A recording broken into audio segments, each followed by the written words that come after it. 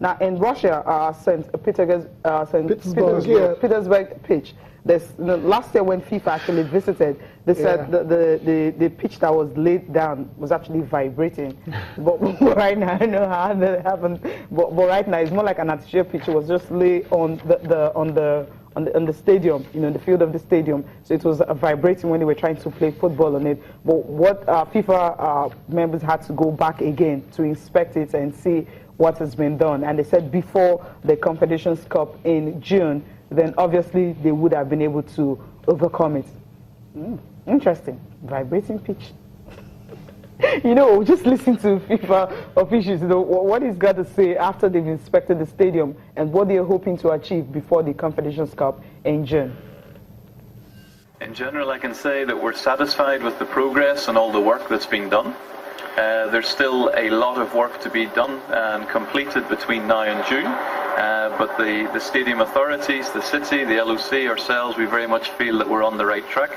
And we just continue to monitor and work together for the final touches. So we're confident that the pitch will be ready. Obviously Zenit want a good pitch when they play here, but certainly for June for the Confed Cup, there's all the measures in place to make sure that we have the best playing surface possible.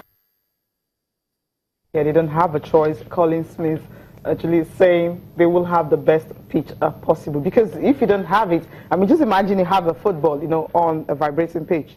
I mean, it will be moving, right? Yeah, it will not allow the football to flow very well. But it's just one of those challenges when you have difficult weather, because it's a very cold region because of the snow. So most of the pitches are plastic pitches, artificial pitches, but they are trying to see that they get, because FIFA is talking about standard, whether plastic or artificial or whatever, or grass, should be standard so that it will not hinder the flow of football. And it's a good thing that they are there. Yeah, talking about pitches, just remind me of something. The National Stadium, Surulere in Lagos, the Minister of Sports will be in Lagos tomorrow, and also with Governor Amber. They're talking about Governor of Lagos State, and they will have to inspect to see how they can actually hand it over to Lagos for them to actually maintain. The last time a game was played in that stadium was 2005, right?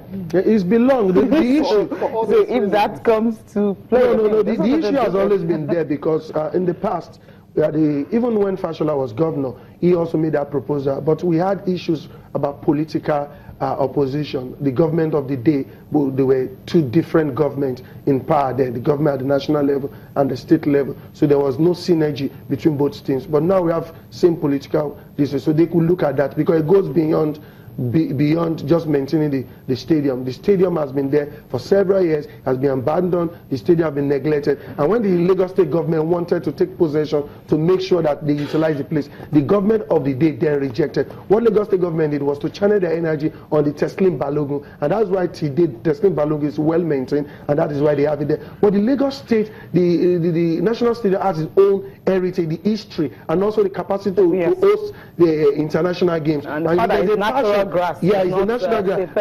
And there's also a passion about you coming to the national stadium to come and watch football or to come and play football. So in the past, national players will tell you, if you have not played in the national stadium, then you are not yet playing for the Super Eagles. Because at the national stadium, yes, the capacity, the fans, the velocity of the what is going on at the various sessions on the stand, you see people singing, dancing. Some people are just there to catch fun, and it has spaces. If you go around the national stadium, there are other activities going around the stadium apart from just the football. We have other pitches and everything. So it encapsulates a lot of things and not just about football. But it's a good thing that the government of the day, the minister, because we've seen in the past that they will make budget for it and nothing is being done. They will just come, just make some paintings, and then they say it's in good place. But you and I, when we take a camera there, they're not camera friendly. You cannot play competition there. Even when you play competition there, they are not something to show. So it's a shame that in the past we've not been able to do that. But kudos to the government of the day, that let's see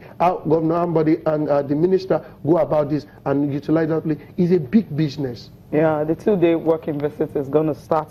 A two-day working visit from the sports minister talking about Solomon Dalong will start tomorrow. So it's not just the National Stadium, he's visiting other sports centers across Lagos. He will be visiting with the governor of Lagos State. They're just trying to see how they can actually, make facilities available. Has it worked? This feels very familiar, though. Okay, yeah, it's familiar, but the difference is he's going to be doing it alongside with the governor, right? This is the first time that is happening. Because what they normally do, they just come, inspect, and give their verdict, and they will come back and everything. They've done the swimming pool. They've done the swimming pool. You know, the minister has been coming. It's not even legal. But what Cecilia is saying now, what makes this different now? Okay, the state government have made bids several times. They've see the Enugu Stadium, they handed it over to the state government, and the state government are maintaining it. Now, if they can do this with the Lagos state government will maintain it. Now, there's a